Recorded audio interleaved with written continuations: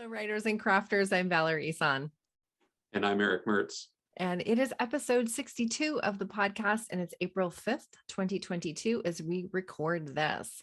Today, we're talking about writing tools, amongst other things. And I wanted to do two quick announcements. One, I've had a couple of requests to leave the registration on WriterCraft Writing Retreat and Workshop open for another week or so. So I'm going to go ahead and do that. It's still available. It's still $840. And there's also a monthly payment plan of $210 for the next 4 months.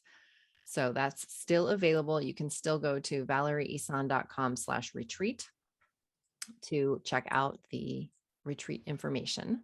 Also, this podcast is sponsored by our patrons at patreon.com/ValerieIsan. For as low as $1 a month, you can get a shout out on the podcast, and we can make announcements for you on the podcast. There's also really cool other bonuses in there, y'all, like coaching and accountability meetings and Zoom calls. And there's some really juicy, awesome stuff in there. So go check out patreon.com/ValerieIsan and see if anything works for you. Maybe there should be a Patreon like incentive where they can name their incentive. Like, what if they just want to riff on, call us and talk about books or something, or yeah, there you go. That's a good idea.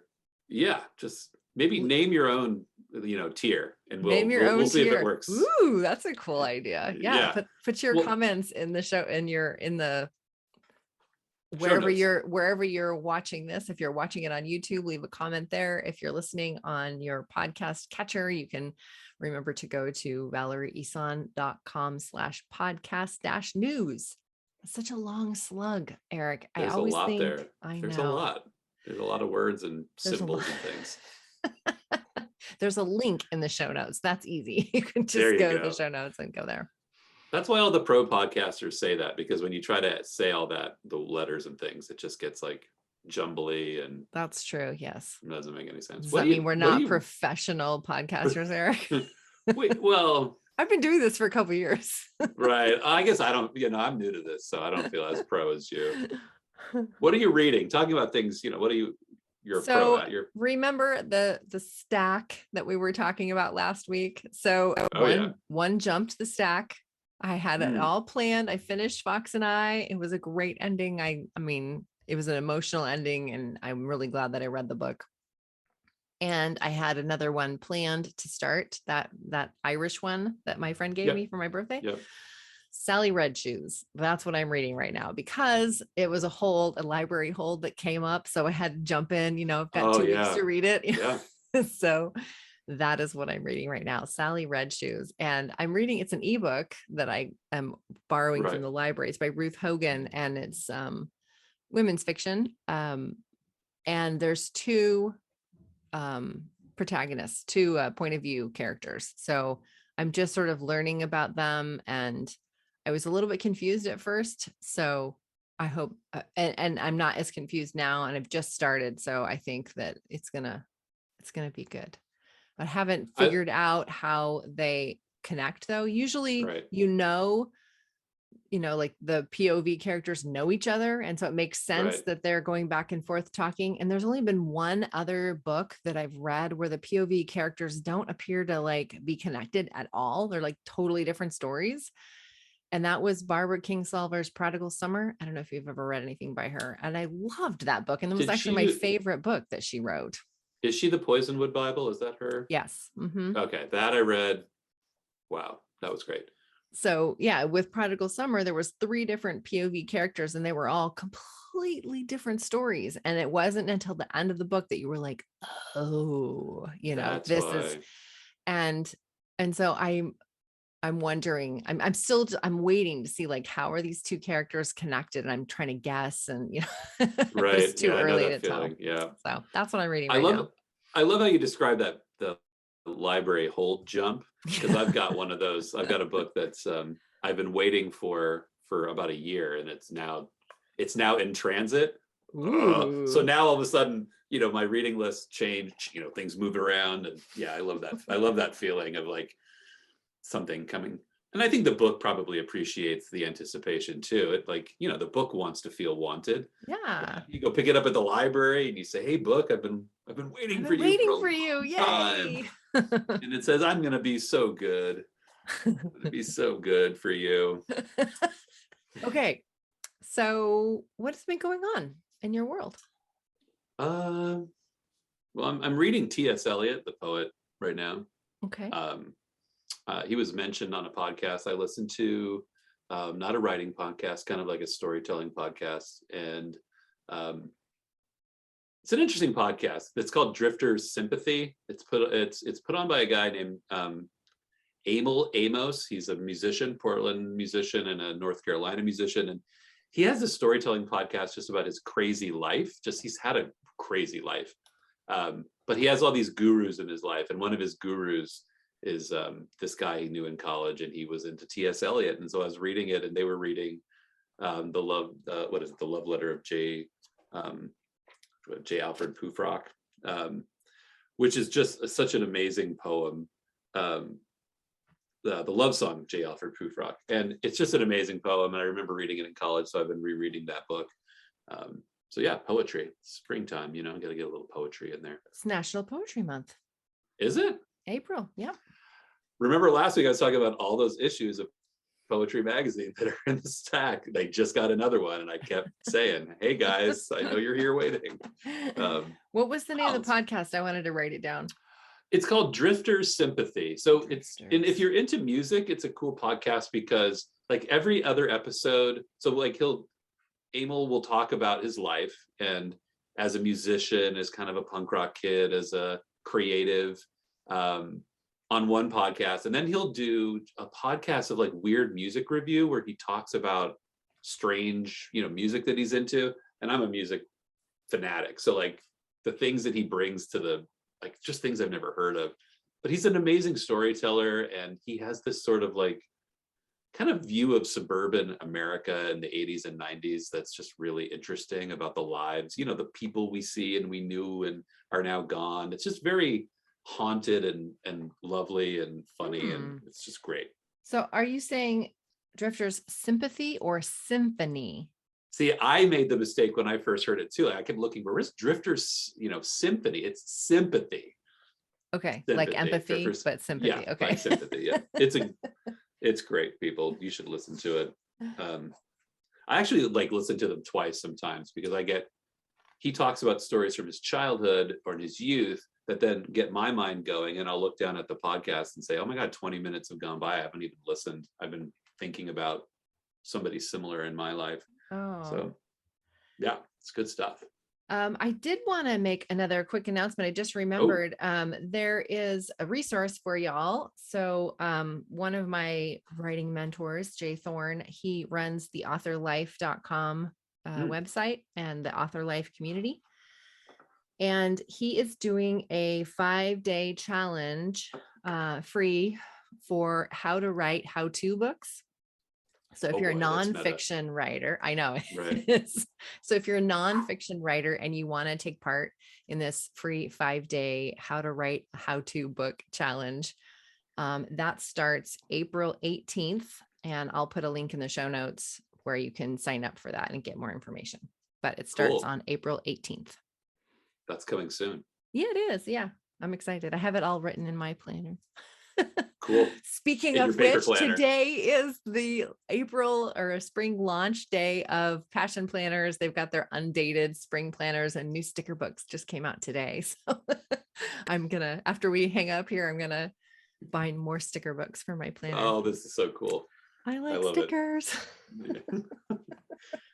I was helping my son clean up his space the other day, and he has a mound of stickers. I'm like, "What are you going to do with these?" And he looked at me like, "Get rid of stickers? I never get rid of stickers." So when I was a kid, I remember in grade school, in elementary school, it was very popular to have a sticker book, and you would trade stickers, and we collect stickers. Yeah, I remember that. Let's bring that back. I know, right?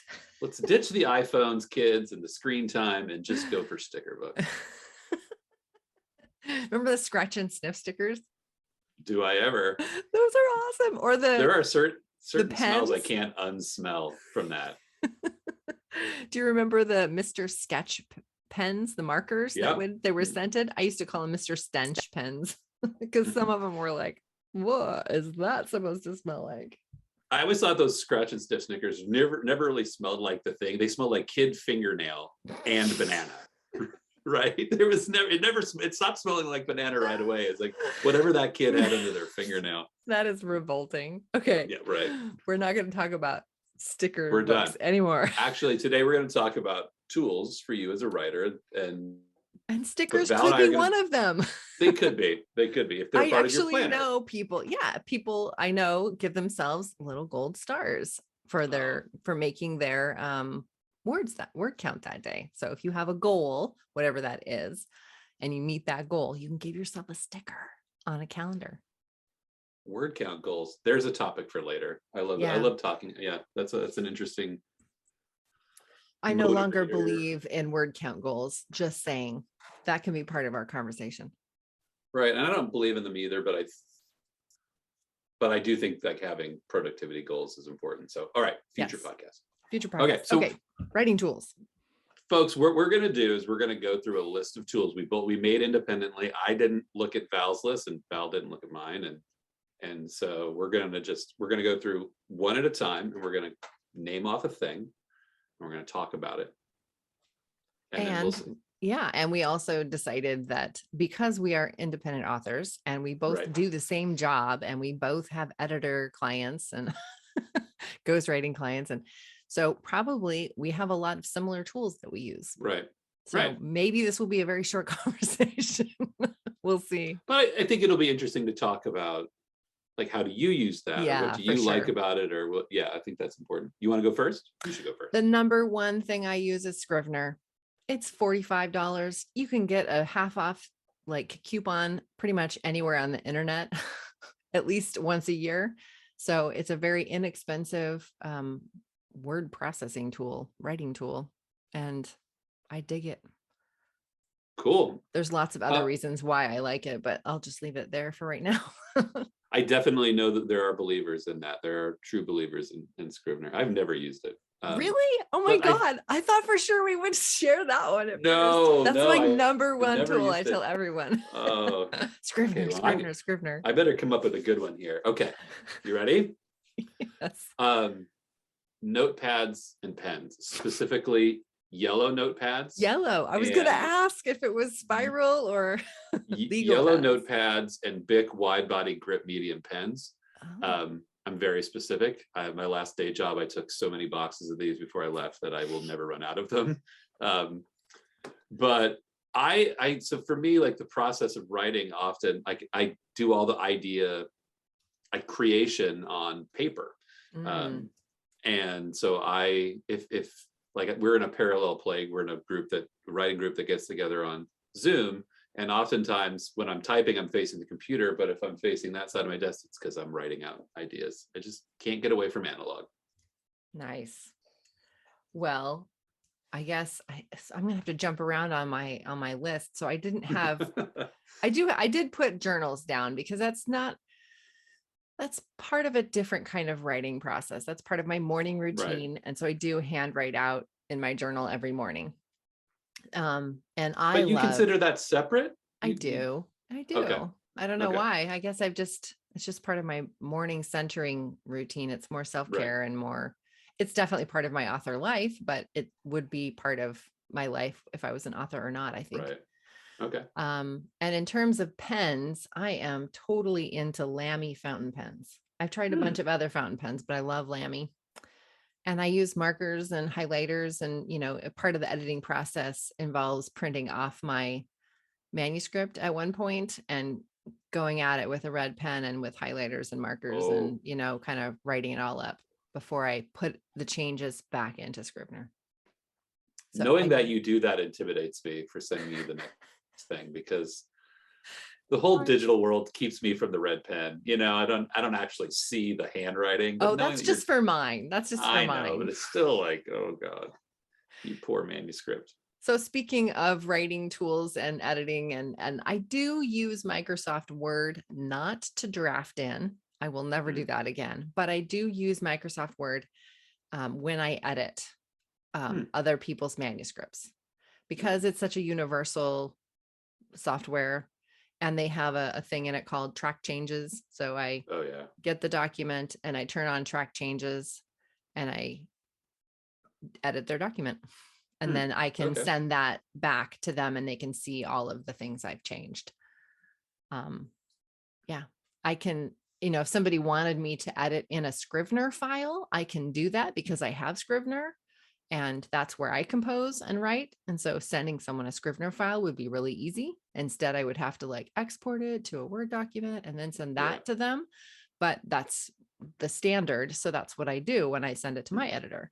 But if somebody wanted me to do it in Scrivener, I could, but I wouldn't be able to show the changes. So it would just be, I think that would be difficult.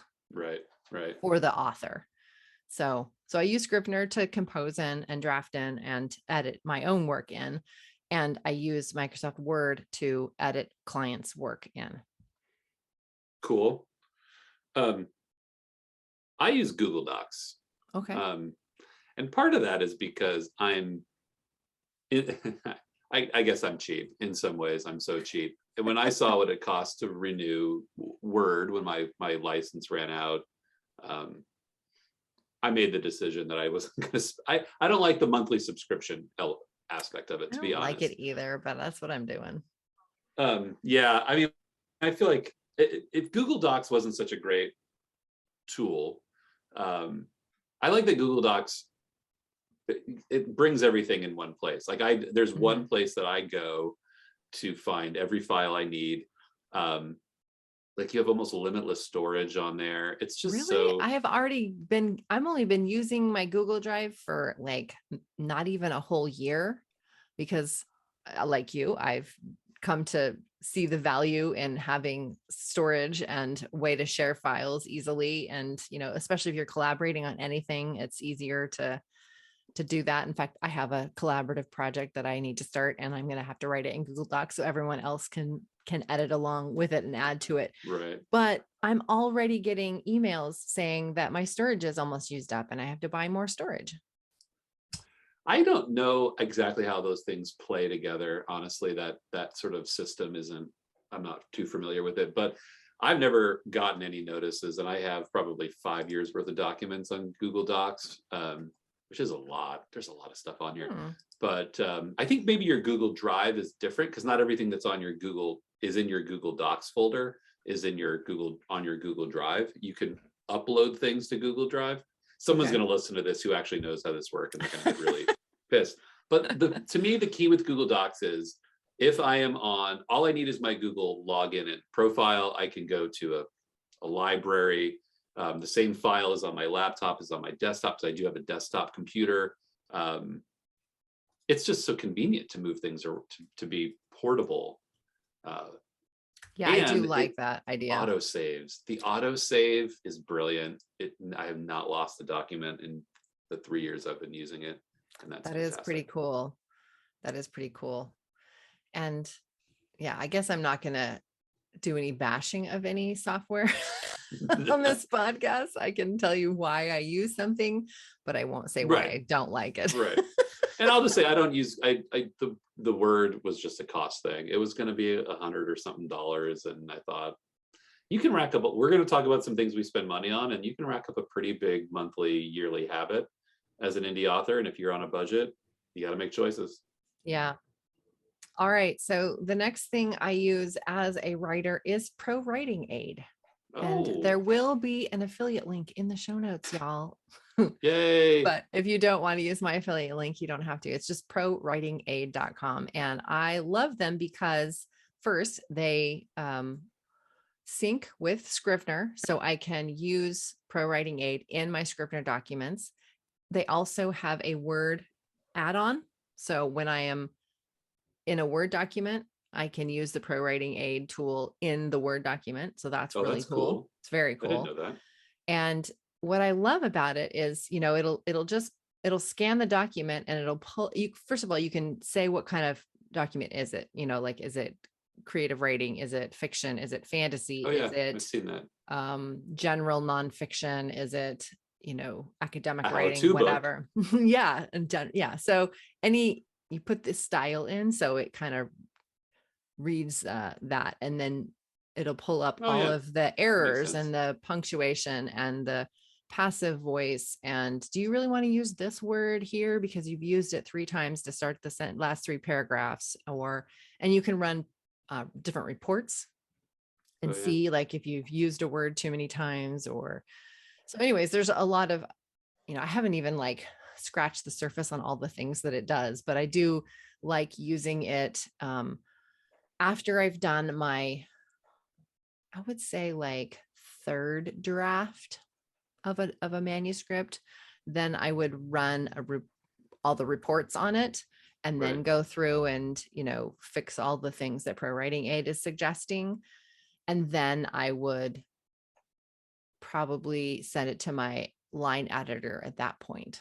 And then after I put those changes in, then I would run it through Pro Writing Aid again, just for like a proofread or sure. whatever.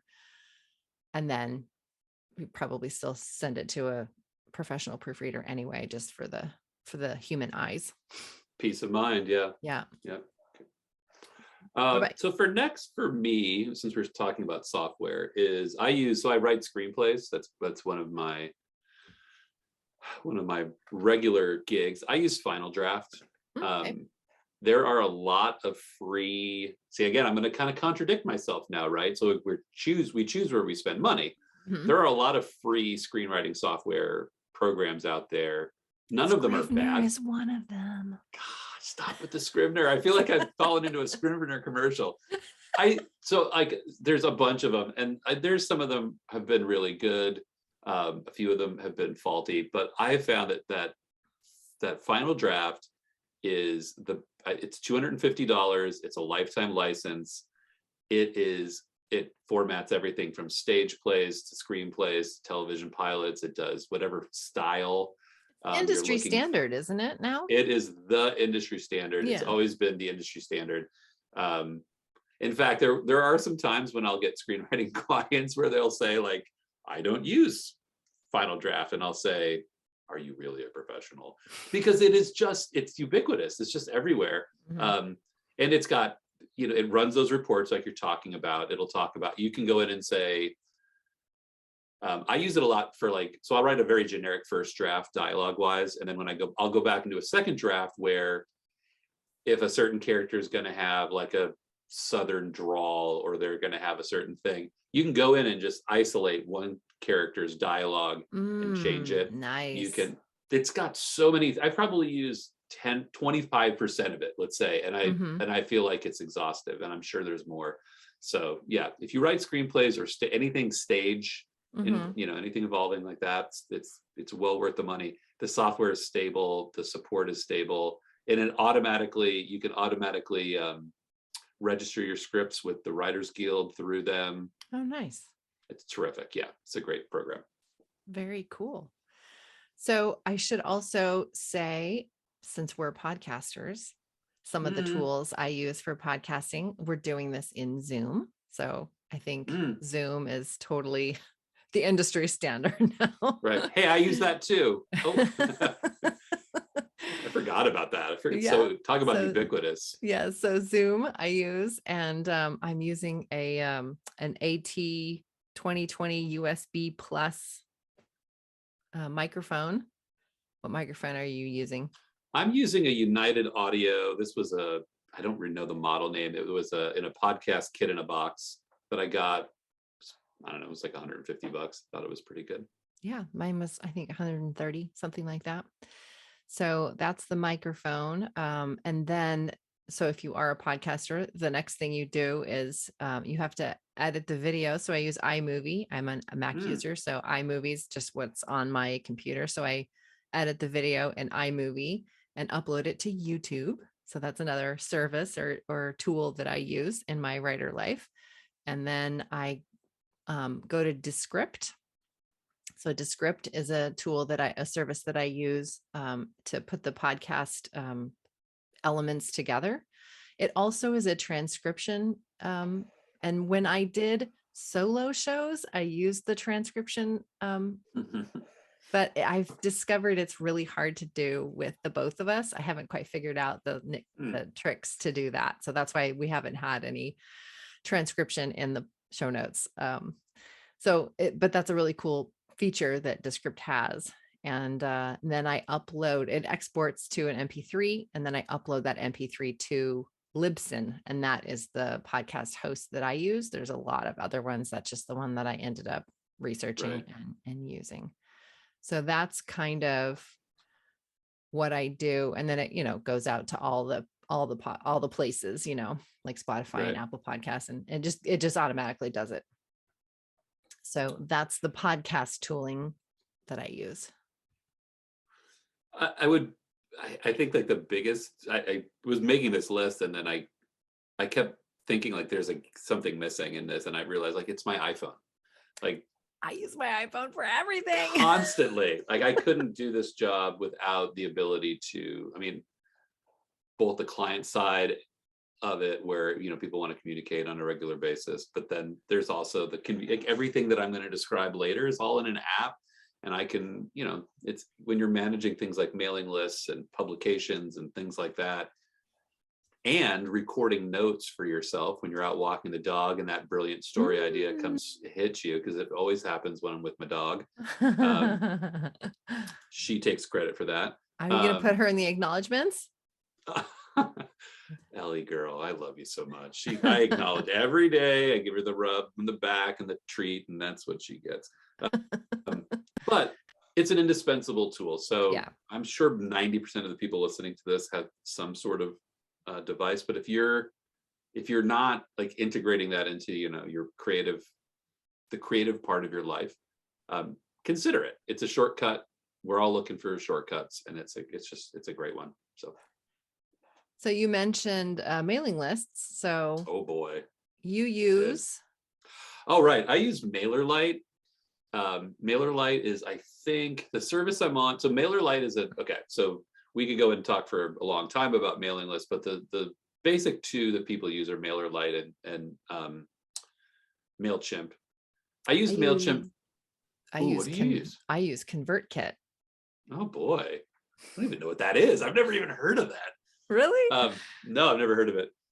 I chose MailerLite for three reasons. One, they're about the price is the same between MailerLite and MailChimp. It all depends on the size of your mailing list. So for MailerLite, if you have 0 to 1,000 subscribers, it's so much a year, and then it's between 1,000 and 2,500, and then it goes up a couple more rungs.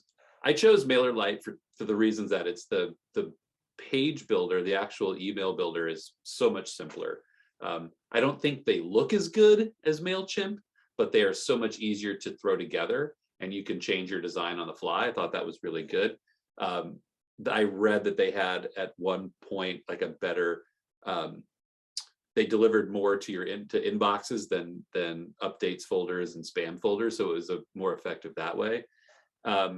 And I also just like that the MailerLite sort of MailChimp feels very stuffy to me. I don't know what it was about MailChimp that felt stuffy, even though they have a cute little monkey. I wasn't buying the design. It felt like a stuffy program. So I like that MailerLite it feels super easy to use. Yeah, so that's what I use to send out newsletters, to do automation sequences, to onboard new subscribers, and to send out to do sequences for business clients too when people come into my site. Well, I'm on your mailing list, and I have to say I do like the look of your emails. Oh, well, thank you. I've always wanted to tell you that, and I keep forgetting to. I'm glad you said it now. Yeah, on air, so everyone can hear. Go sign up for Eric's newsletter just so you can look at it. Oh, please do. So what is the URL for that? Oh, I don't even know. Actually, there's so many. Well, that's the cool thing. Like one of the cool things about it, like there's so many URLs to different onboarding sequences and different funnels. So like I would have to know what funnel to put you in if you really wanted the URL. What is your website address then? Oh, it's www.ericmertzauthor.com. Okay. You'll find like the subscription page there, and that'll put you in. You'll get a free book, and you'll get more than you'll ever want. Ever. I used to use MailChimp and then transitioned to ConvertKit, and quite honestly, it's been so long ago I don't remember why, but I heard Joanna Penn talk about it, and there was a webinar, ConvertKit and Joanna Penn did a webinar together, and I watched it and thought, oh, that looks so much easier to use. So that's why I'm doing ConvertKit now. Another thing that I like about MailerLite, I'll just leave it at this, is that the cleaning. So one of the things you have to do when you get into mailing list maintenance is hygiene. You have to delete those people who never open your emails or that never click on anything. It's important because the more frequently your emails are opened, the more likely they are to end up in the inbox. The cleanup, how to clean up your mailing list for MailerLite was so much easier. It's a lot. It makes it easier to take care of your mailing list. So cool. So one thing that I do use when you're, writing your ebook and right. you now have all of your words and it's all edited and everything's wonderful, and you need to put it in an ebook format. So I think I know what you're going to say. I personally use Vellum. Oh, I was going to say 1, 2, 3. We were going to say it together. Yeah, I remember now. Actually, now that you said that, I remember I turned you on to Vellum. You did. Yeah, you did. What a deal, right? Vellum is such a deal. It is. It's okay. So here's the downsides to Vellum. It is Mac user only. All right. So if you are not a Mac user, then I used to point people, and still do, to the Draft to Digital book editor. It's a free book editor thing. That's good. Yeah, I've heard that's good. So so I like Vellum better than the D2D book editor because there are more templates to choose from. Mm-hmm. And so you can really create the look of the book that you're creating. And then there is another contender that have just come on the market now, right. And I've got my eyeballs on it because I do like some of the features that they're going to have. Is that the one that Dave Chesson's done? Yep, Dave Atticus. Yeah. Mm-hmm. Yeah. So I've got my eyes on Atticus, but I think right now between Scrivener and Vellum, it's not a contender. But I think once they build it up and it's getting better and better, then I might look into switching to Atticus from Scrivener. I love that Atticus, the page, that chapter page where it unfolds and there's the image that spreads across the 2 pages for the print version. Like kind of in a fantasy book where you would have like you have on the right side, you've got the first chapter, but the image is over the 2 like that. That was really nice. And they almost got me to bite there. And I feel the same way. I feel like Atticus is they're going to be rivals soon. But I think what's going to happen, and I hope what happens, is that the Atticus's presence is going to drive Vellum to do more updates. Because the first year and a half that I had Vellum, they didn't really add much. There wasn't many updates to like the different templates and things. And now I've noticed they're starting to bring new things in. Vellum is a little spendy. And there's 2 different versions you can get. You can get what does it cost again? Is it? I think it's $250. Yeah, I was going to say 200 something. So you can get just the ebook template version, but they also have a print version. And I added on the print, so you can create PDFs that you can upload. You don't have to have your book formatted at a book formatter place. Now you can just do it on Vellum and turn that PDF into KDP or Ingram. So that was worth it to me. That saved money. That was an extra 100 or something like that, or I forget how much it was now, and it was a long time ago. So, but what I like, what I've got my eyes on for Atticus is they have it's a web based thing, so you can it's like the Google Docs you were saying. So you just have your username and password, and then on any device you can write. Scrivener is, I have the Scrivener software on this computer and I have it on my laptop, but it doesn't sync up. So when I leave to go on a trip with my laptop, I email myself the latest Scrivener file, the most updated one. So I could, use it on the Scrivener that's on my laptop, but it's not integrated. And I do love that concept that Atticus is going to have. So eventually I might if Scribbler Right. doesn't, pick up the pace, and Right. then I might Interesting. do the switching. But I love That is vellum, so I don't know. like Atticus seems superfluous right now. one of the pain points for me with Vellum is that it is native. It's on my computer, so I would, yeah, having something that I can do Both portably. place. Might Um, might be a game changer. could be. All So right, what's next? next is publisher Rocket. Oh, I use that one too. Yay! See? That $97. Join the smart kids club.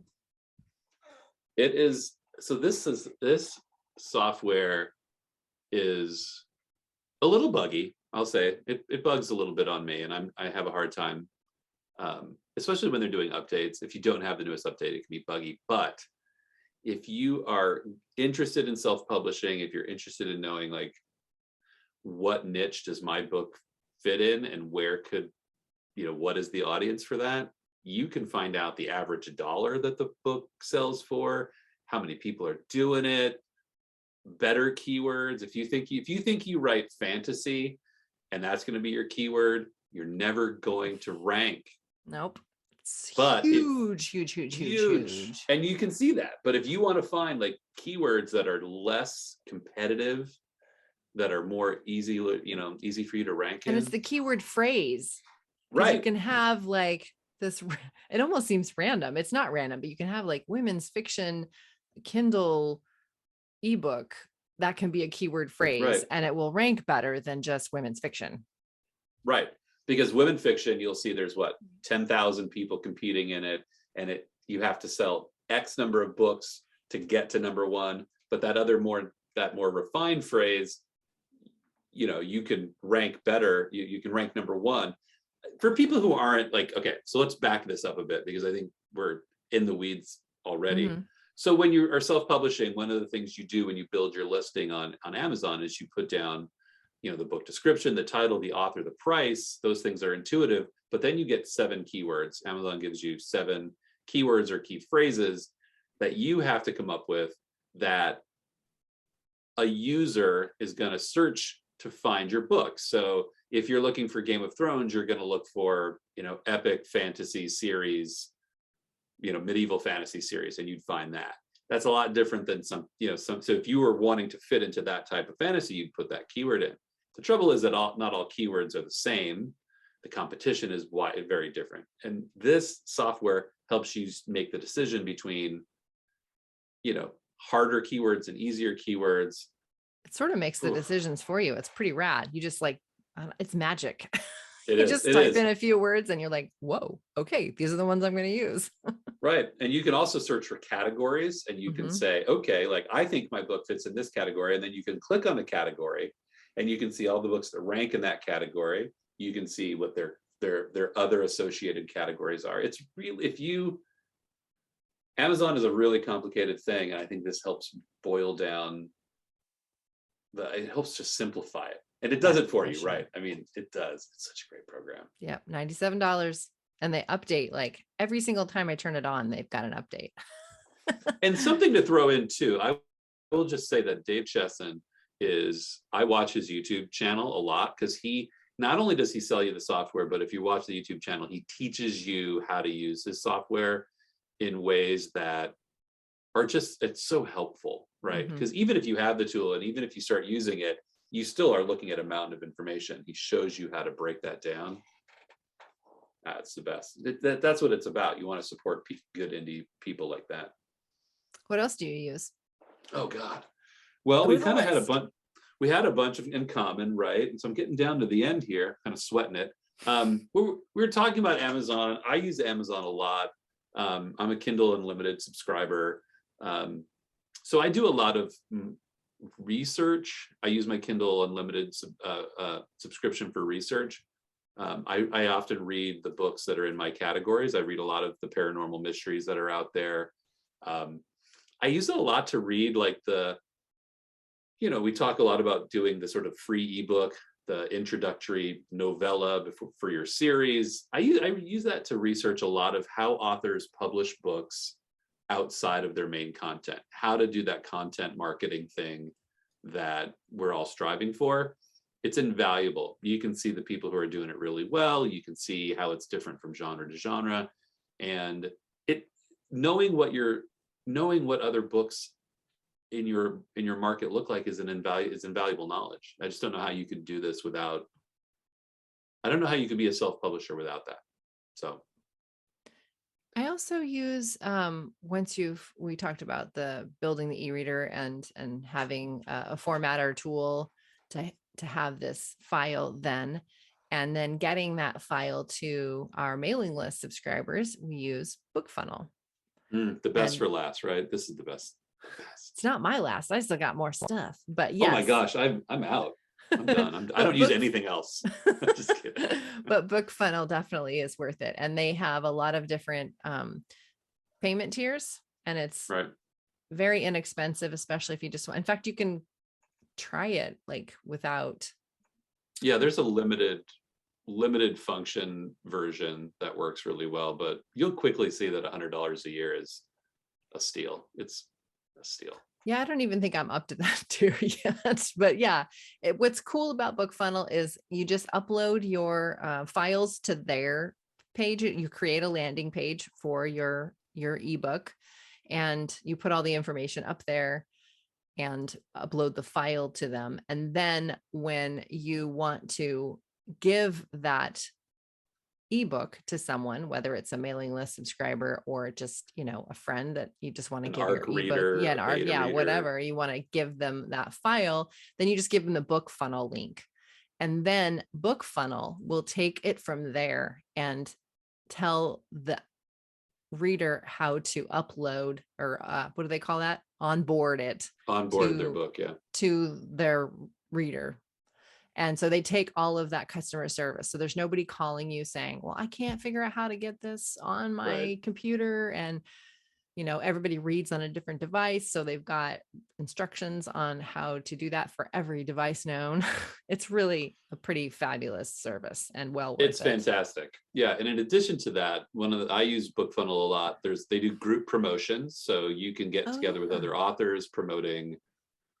I've built most of my mailing list. I would say 75 to 80% of my mailing lists come through BookFunnel promotions. And it's a bit of a slog because there's a lot of people out there looking for free books. And so when you're taking part in free book promotions, you have to be ready to weed out people. Like we were talking about mailing list hygiene. But no matter what your genre, what you write, there's dozens of promotions going all the time. You link up with other indie authors, you link up with an audience. It's great. You can do author swaps, you can do mailing list swaps, everything through them.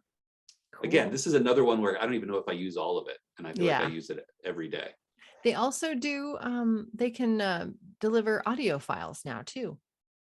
I haven't partaken of that, but I actually have seen that. It just showed up when I look at the books. Like you can sort through your books that you have in your library by audiobooks, ebooks, and short audiobooks. So yeah, it's an ever-growing platform.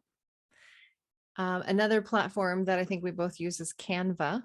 That's a tool that really helps the author life, and that helps you create graphic design. It's a graphic designer tool.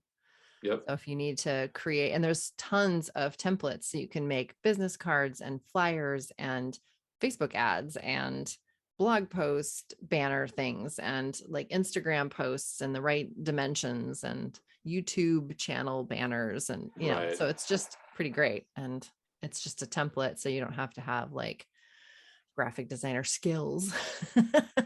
Something I just thought of, I use a lot is Fiverr. Which is Fiverr is a service where you can find kind of any kind of provider you're looking for. The one sort of their hook is that every provider, well, for a while there, every provider had a service that costs $5. But then they have, I use that I have a big book I'm working on to transcribe interviews. I use that I hire people to do, book covers for smaller books and things so it's if you need a service, a logo, something like that, it's a great place to go. And they do a lot of the customer service, sort of they act as an intermediary between you and the contractor. So you never have to it's all there to protect you as the buyer. Mhm. And so it's very helpful. I use them a lot. I don't I don't think I've ever used Fiverr. I do use, this is totally not unrelated, but I use Concord as a contract deliverer signer Hmm. thing. So when my clients come to me, then I can send them a Hmm. contract that they can sign. So then, because it all has to be done, via the internet now, Right. there is trying to get an actual signed contract is very old school and clunky nowadays, It's like very clunky. I with still do the that. retreat Ugh. place I do, like he mailed me a paper copy of the contract and I signed it and I mailed him back the paper copy.